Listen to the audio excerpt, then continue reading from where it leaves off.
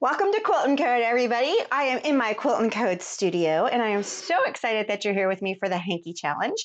The Hankie Challenge is all about taking a whole bunch of gorgeous hankies and upcycling them into something that you can use. The challenge came about because of my good friend Joyce bringing me a whole bunch of hankies, and she was like, just do something with them. Well, it took me a while to figure that out, and then she came in and said, you know what? Just do it live. And that way you can get some input. And so that's what I'm expecting from you guys today, is to get some input. I've already used up the yellow and green hankies. I've used up the one lone pink and black hanky. And now it's time to work on the blues. And so I've done a purse with the black and pinky, black and pinky. With the black and pink, I did a notebook cover with all the yellows and greens. And now I'm going to do a table runner because I have a ton of blues here. And so let me explain to you how I've started this process. Last week, we talked about what kind of model of table runner I would like. And so I was playing with my EQ8. EQ8 is a quilting software that helps you design in the software, okay? And so here is the quilt. I'm gonna try and move it over here so that you can see it. And Lanny's gonna tell me whether I'm getting it right or not. A little bit higher. A little bit higher. There we go. And so this is the quilt I'm going for, okay? And so I have blocks here. That one is a free block. And so that's where my butterflies are going to go. I'm going to have a butterfly here and a butterfly here. And then throughout the rest of these blue blocks is where I'm thinking I'm going to be putting in my fringe and the tatting and the crocheting from the hankies. Okay. I don't use all the hankies. I use the sides of them because that's the pretty part. The inside parts have some stains and stuff, so I'm getting rid of that. Okay. So, and here are the beautiful hankies that I have to work with. And so I've gone ahead, and what I want to do today is I just want to make that block. Okay. And I've cut everything out I think I need. But I don't know that I need, anyway, we're going to talk through it as we go just to make sure that we have everything we need. Okay. So, because I think I might have cut more than I need, and that's good. All right. And then if you're interested, I am creating as I go along. I'm trying to write everything down so that I can put the block directions into a download for you. So if you're interested, you can always shoot me a message and I can get the instructions to you, but it won't be but you know, I'm going to have to fine tune that as we go. Okay, so I do have it started though. So as I do today's program, will take notes. Okay, so it was so nice to see several of you at the Greenville Quilt Show. It was so nice that you came by our booth and said hi.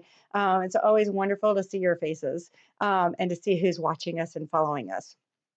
So thanks for following. Share if you're enjoying these videos. Subscribe, do all that other social media stuff. Okay, so the block is going to look like this. And so as I was doing my thought process, and I have my little camera here, so hopefully you can see a little bit of it. I have two big squares. These are 3.5-inch squares. Okay, don't have to worry about those. Those are good. Okay. And then I was playing with, well, do I want, a dark? Now, these are not the colors I'm using. I'm just using scrap right now to sort of understand how I want to make this block. Okay.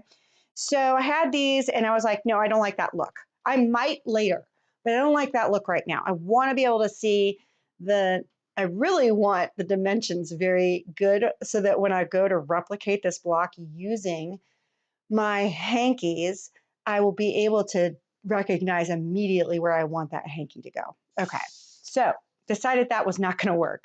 So I went ahead and I cut a totally different blue. Okay, and so that's going to be my block right there. Okay, and then I've cut out several squares just because I know this has got an attic window kind of look. And I'm going to just move these over here because I'm only working right now with this little attic window part of this block. Okay. And so I know that it's going to have the blue, and then it's also going to have the blue, and then it's also going to have a window or so I've got to figure out how that's going to blend. Nope, needs to go that away. Okay. And so why is this so difficult? Well, a window block often will call for a Y seam. And I do not like Y seams. Nobody likes Y seams. And I want this to go I don't want better. My husband is sitting back there just laughing at me. I'm glad that it was a long weekend. We Right. really do want to go to bed, but you know. It was a great weekend. It was a long weekend. So maybe I just need a little more coffee to get through this live. It's gonna be fine. So anyway, so that's where I'm going with this. Give me just one second. Yes. Okay, good. Yeah, I'm losing my voice too, so I'm pretty sure that was from the weekend. Okay, so this is what I'm going for so that I don't have to have a Y seam right here. So a Y seam is when you're trying to connect three pieces together, this block with, you know, these two blocks right there, and you're having to do, and it takes a while, and it's a finesse type of thing. I don't want to have to do that.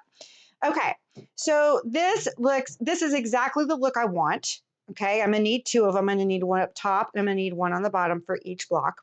Okay, so that's the look I want. This is great. Okay, so I am gonna give you a hint though. Okay, and that is that because I've chosen a print. Now, remember, I'm not going to use any of these prints, but I want you to keep an eye out for when you're doing this type of technique, that the print is going to be a little bit harder to go together than, or it's going to have, sometimes you'll have a flower that just doesn't quite match up with the other stuff. And so it might bother you. It would never bother anyone looking at your quilt, but sometimes it bothers me. So if I were to change this out and do it this way, the solid here that I'm using won't have that problem. And so there's a cheater right there for you. Okay. So that's what I'm going for. Okay. So now I know that I want to put these two together, and I want to get this triangle onto this rectangle of this triangle. It's a square, but it's going to turn into a triangle. So how are we going to do that? Okay, so what I'm going to do is take this little guy right here, and I'm going to take some chalk and my ruler that's around here somewhere, hiding way back here, not the one I wanted. And I'm going to draw a diagonal line across the diagonal of my square.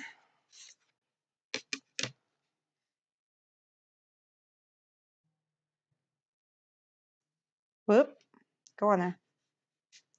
And then I'm going to stitch on that line, okay? And I don't actually stitch like directly on the line. If I'm going to be folding it this way, then I sort of stitch to the opposite side. So I want to stitch like here instead of on that side, because that gives me a little bit of room for the fabric to like fold. That's your fold part of it, right? So I want to sort of stitch on the right side of my line here, okay? So then what I'm going to do is I'm going to simply place that right here on the end. And then I'm going to double check. I mean, I'm making two of each, but I want to double check that that this is going to work for me. Okay, so I have this one. I have that one. I'm going to need to cut one of these into, this is good to know. I need 4 of these because I thought I needed 2 rectangles, and I need 4 of those. Okay, so I want to make sure that when I do these, that I'm doing them the right direction. Okay, and so I want it to go like that so that that angle comes down like that. Cool. Okay, so I'm going to put this one over here, and that one's going to go that way because it's going to be on the opposite side. Again, we'll figure that out as we go along. Okay, and then I'm going to cut this 4-inch. It is a 2-inch by 4-inch rectangle, and I'm going to cut this guy in half so that he's a 2 by 2 square. It's like I wasn't thinking I was going to have to cut today. Oh, well, here we go. All right. And then I can go ahead and cut. I can go ahead and sew these two guys together. There we go. Okay, so I can bring out my sewing machine. Woo!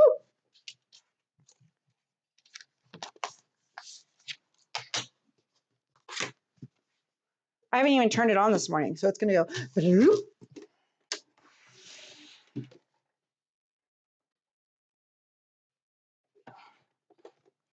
Move this over here so that you guys can see what I'm doing.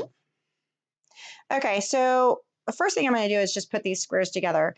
Remember, these are not the colors I'm going to be using in the quilt. Or in the table runner. I'm just trying to make sure I know what I'm doing when I get to that table runner stage.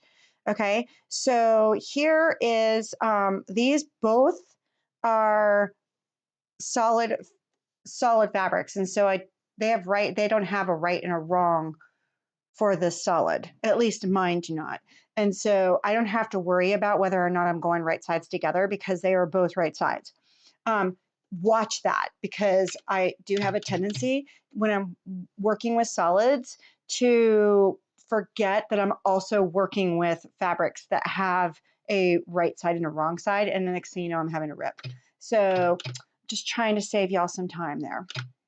Okay, so I am using a 1/4 inch seam, and I'm going to put these two together. And I'm going to chain piece. So I'm going to do this one as well. And so by chain piecing, I simply mean that I'm going to leave that one right there in the machine. I'm not taking it out, and I'm going to pull this next one up and stitch away. There we go. Okay. So the next thing I'm going to do is I'm going to do my little corners here. Okay. And so remember, I want to go so that I'm going to move my little camera. I want to go so that, let me see if I have my seam ripper. I always have my seam ripper. Ah, there she is. Where she belongs. No way. I have a new little thing downstairs that we're using in the shop that's like, I can stick everything upright. And they're using it. It's like, oh, we're able to find the seam rippers again. Oh, that's just so awesome. Okay, so I am going to be stitching on this side of the line. Okay, that way, nope, I'm going to be stitching on that side of the line so that when I fold this over, I have a little bit of room for that fold. All right, and I'm going to knock back to the center position. It's easier for me to, when I'm following a line, to use that center position on the presser foot.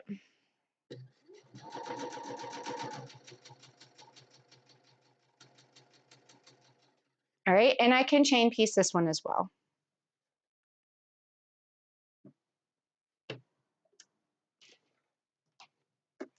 Chain piecing lets you, the main thing is you don't run that risk of your your needle becoming unthreaded. That's the wonderful thing about chain piecing.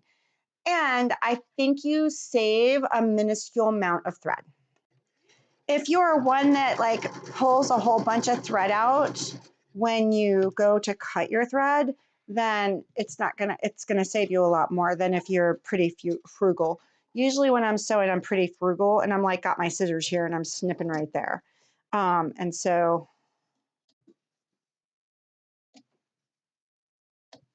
all right, now we find out if this worked. Okay, bring over my iron.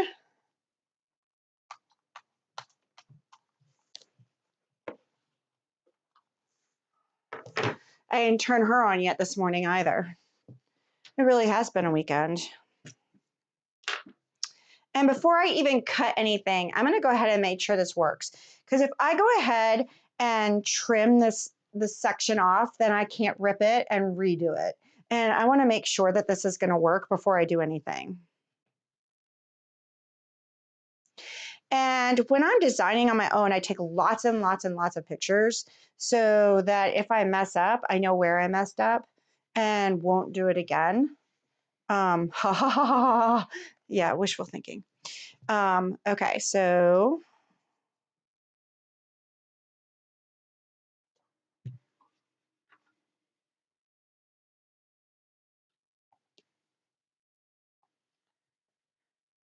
I'm playing with all sorts of ideas on how to put in my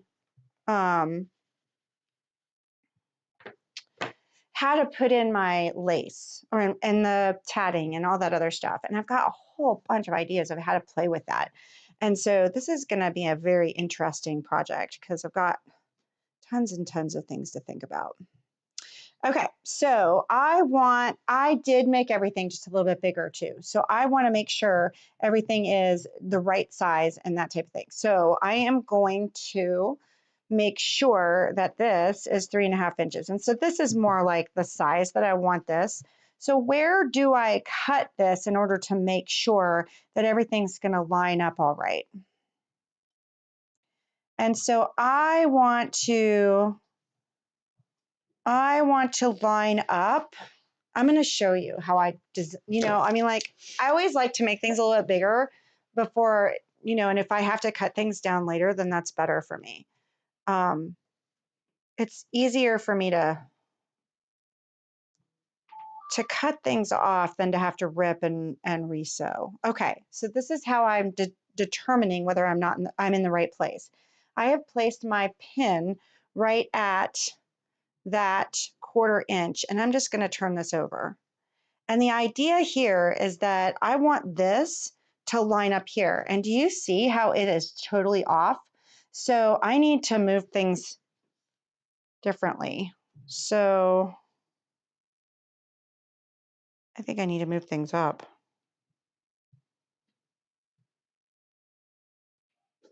Trying to feel so that I can find it. Okay, let's see if it worked this time. Getting there. Gonna move it up a little bit more.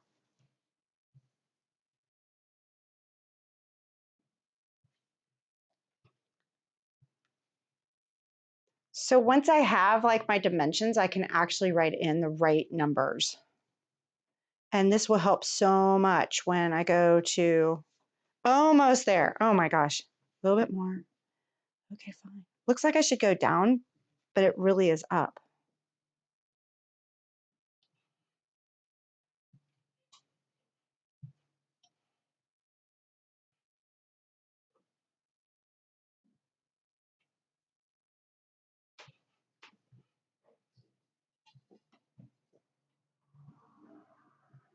All right, let's see if that worked. I think that's going to be it. All right, so this time I actually stuck in where the 1/4 inch is and where that 1/4 inch is, and I really need to bring it up even more. And then I'll stitch there. And so I'm gonna like literally put my pin right there so that I can see where I'm going. And then I can stitch across there, and then I'll be able to cut off and it will look fabulous. And I will knock down.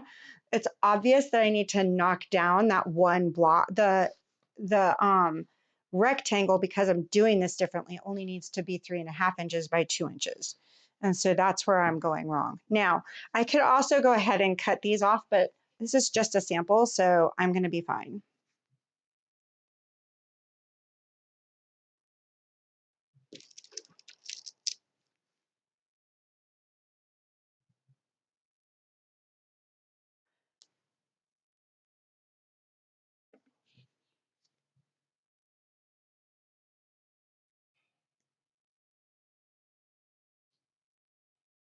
So I'm going to go ahead and stitch these, and then we'll chop those up. And if it's not perfect, it's not perfect. This is just a sample. I just want to see how it's going to work and if I had done it right.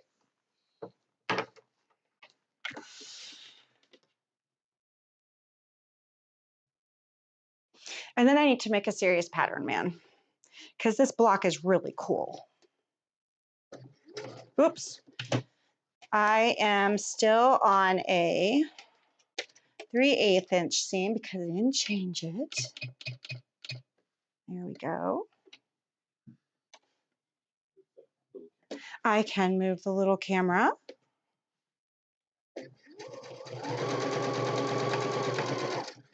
So my husband and I do the AV stuff. Oops, that's totally off. I'm gonna have to rip. My husband and I do AV stuff for church. And he was yesterday when I was at church, I was so excited because I had finally moved the slides at just the right time, and then realized that as it ended that I had not actually faded it over to the other side, so nobody could see what I was doing anyway. So I'm like, over there, he's actually paying attention. He's telling me that I need to actually move this. That's nice. At least he's paying attention to me.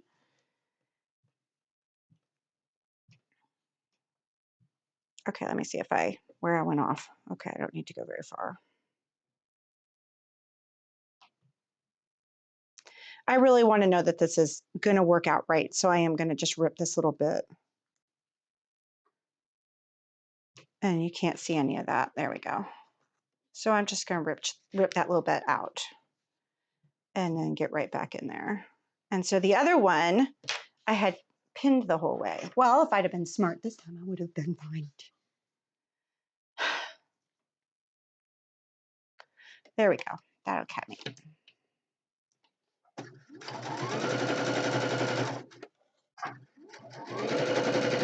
I also seem to be sewing super fast today. I don't know what the deal is. Knock you down. Okay, guys. So now we have 2 of the 4 patch, hopefully. No. I have to rip that one out again. Let's see if I have 2 of the 4 patch over here. Okay, there's one. And this one's going to get ripped out again because I flipped those 2. I'll show you. One of these things does not look like the other.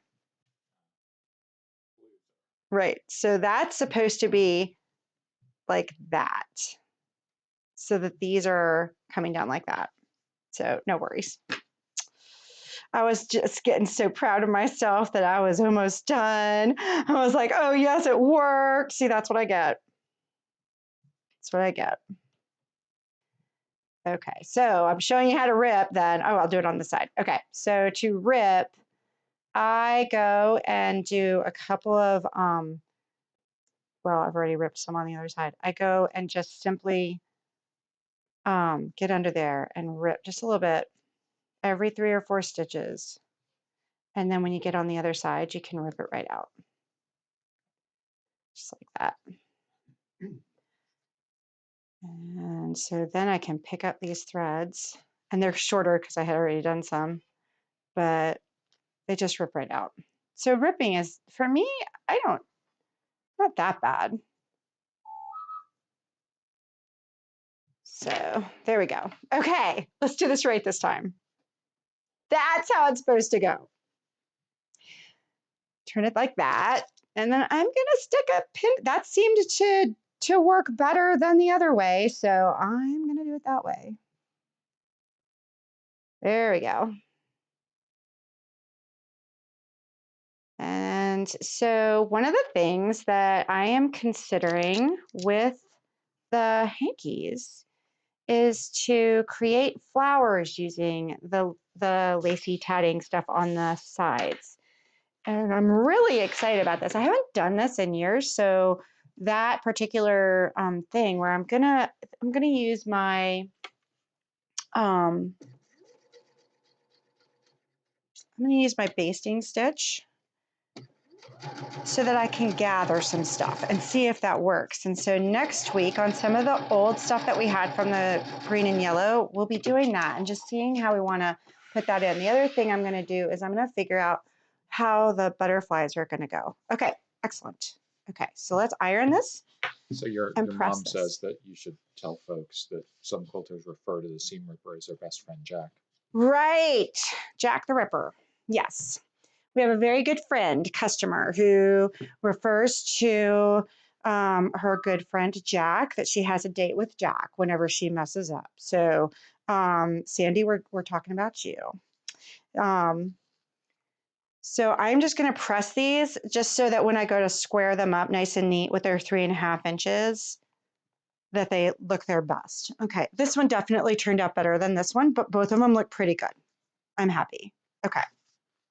And so I like, if you know anything about me, I like to make sure I square all my stuff constantly because it just gives a I know that it's time consuming, but it gives such a better look to your project, and it is less frustrating for you. So if I have a side that's, 3 3/4 and I'm trying to match it in with a 3 1/2, that's nothing but frustrating. And so for me, that trying to ease something in is much more frustrating than just going ahead and squaring. So let me explain how I square, okay? On a ruler, you have, and it doesn't matter what ruler, most rulers, I mean, most of my rulers, in fact, this old Olfa here that is a standby for me, has a 60 degree and it has a 45 degree. And so there's no excuses for us squaring our stuff. So this one has my 45 degree right here. It also has a 60 degree right here, but we're working on the 45 degree angle here. Okay. And I can line up not only with my horizontal and my vertical, but I can also line up with that 45 degree angle. So if I put that 45 degree, I'm actually going to do it over here because I want to get the 3 1/2 inches. So right there, if I line that 45 up right there, then I can line up diagonally and I can line up vertically and horizontally to square off. Okay. And so I actually want to square over here. So let's see, how do I need to do this? There we go. Okay. And so the biggest problem is trying to get the 45 on the with this one is just trying to find that 45 with the side that I want to square. Okay. So I want to square up to 3 1/2 inches. And so half of 3 1/2 is 1 1/4, right? No, 1 3/4. 1 3/4. And so I have my 1 1/2 Trust me, it's there. And so that's the other thing I'm lining up on. So I'm trying to line up on my center as being halfway in. I am lining up on my, and then I can take that off right there. Okay, and then this side looks like it needs to be taken off, but I already have a nice square block. Well, nope. Get over here. I think I'm going to do all of it. Here we go. I'm telling you, I do this every time.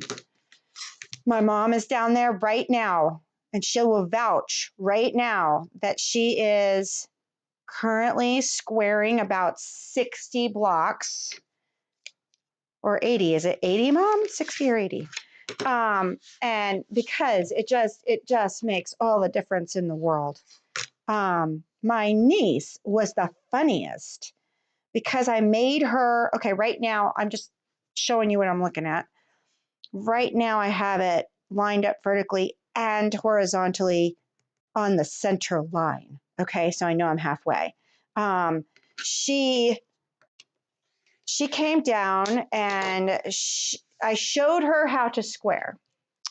And she's from Newfoundland, or anyway, way up there. And my mother will correct me. She's way up there, and I keep saying it's Newfoundland, but I don't think it's Newfoundland. Is it Newfoundland? I never can get it right. It's not Nova Scotia. I mix them up all the time. So she's way up there where it's still got snow on the ground. And she was doing a quilt and she had, I don't know, gazillion blocks. And so I showed her how to square. And she looked at me like, "You want me to do what?" And I said, "Yep, every single one of them." It took her a few hours. Okay, took her a few hours.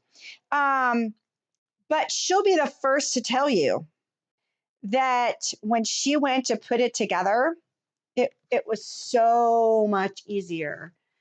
It went, I mean, like when she finished it up, it was so much. She was new to quilting, and so she was, struggling with how she wanted to. I can't find my silly quarter of it. I can't talk and do this at the same time. So she was hilarious. She was like, "You were right," and I was like, "Yes, I'm right." You should always believe your aunt. Because it made everything so much smoother for her. So I'm having a little issue right here in that this is just not lining up the way I want it to with my 3 1/2. I'm going to get it as close as I can. Allyson, it's a sample, for God's sakes. It's a sample. Okay. And let's go down here. Yeah, there we go. Now I'm happy. Okay. Yeah, see, it's just a little sliver over here that I'm having to cut right off. Okay. You good? You good? Okay. There we go. All right, cool. And then let me see how it is on the sides. This one turned out really good on the sides. Okay. So now I have a block and a block and a block and a block. Okay. And then I'm going to have to check and see on my pattern. It may be that I need to swap these. Or maybe I just like it this way. I don't know. Let me see what my pattern says. Nope, that's how the pattern is. If at first you succeed, try not to act surprised. Okay, so now it's just a regular 4-patch, and all I have to do is put this together, and then swipe them together. So let's do that real quick. It won't take 2 seconds. And then you can see the whole block finished, and then we'll talk about what's coming, because this is just the block, and I need 2, 4, 6, 8, 10 of these for the table runner. And so I want to make sure that I am sewing at a 1/4 inch. Thank you very much. I can see it. I usually catch it within the first 3 stitches. But make sure you have gone back to your 1/4 inch. At this point in time, I had moved back because we were sewing the other ones together. No, I am constantly flipping back and forth. And so sometimes I catch it with the needle beforehand. Obviously didn't today. Okay, so let me show you this. Okay, so now that I have my 4-patch, the big deal with my 4-patch is that I want to make sure that my seams are going to nest. So I'm going to make sure one's going one way. Okay, so that one's going that way, which means I want that one going that way. And that way, everything nests right in there. And that's what gives you the perfect corners, okay? Or the perfect matching, corners.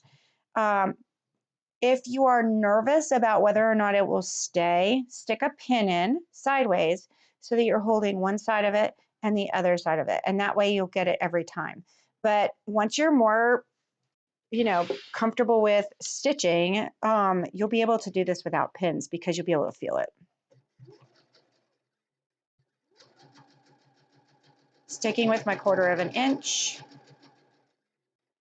And then if I were going to turn this into a quilt, and this is what you should do with every single quilt. I mean, we have a customer, Marilyn, who just finished a double wedding ring. It took her 3 tries before she felt good with it, okay? And so sometimes you have to do a block a few times before you feel comfortable with it, okay? So there we go.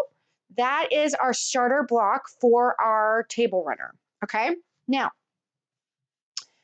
I picture being able to use this big block to use some of my lace. And so maybe I do a little bit about, maybe we do, and one of them has to be like, okay, hold on, where are you?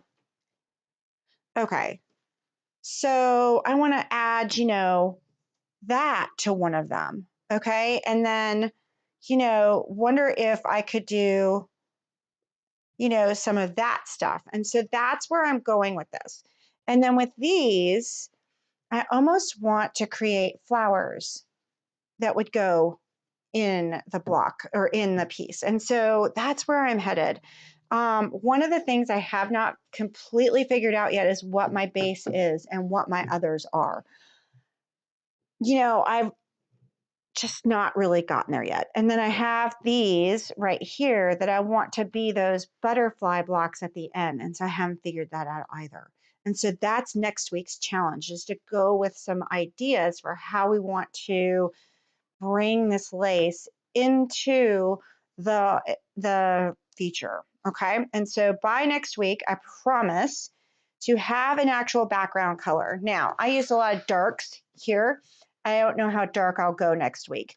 Although it just stands out really nice if I do dark. And so that's something I'm going to think about this week. So what will happen is all these little handkerchiefs will stay downstairs being auditioned with other different fabrics throughout the week. And we will figure it out as we go along, because that's what this hanky challenge is all about. If you have suggestions or things you would like to see me do or try, I am all for the new stuff, man. If you have anything that you'd like to see me try, please put it in the comments. Send me an email at QuiltNCode.com or QuiltNCode, right? That's right, right? What is the email? Info at QuiltNCode.com. Like, share, subscribe, comment, all that other social media stuff. And I promise that next week we're getting back into the hankies, guys. And if you've liked this video, you can always go back and see others. Thursday, we'll be back with doing, I don't know yet. I'm starting a new thing and it's not fleshed out. And so I'll be back on Thursday with something that I will have figured out by tomorrow. So keep your eyes open. And thanks for watching. And we will see you very, very soon. Bye, everyone.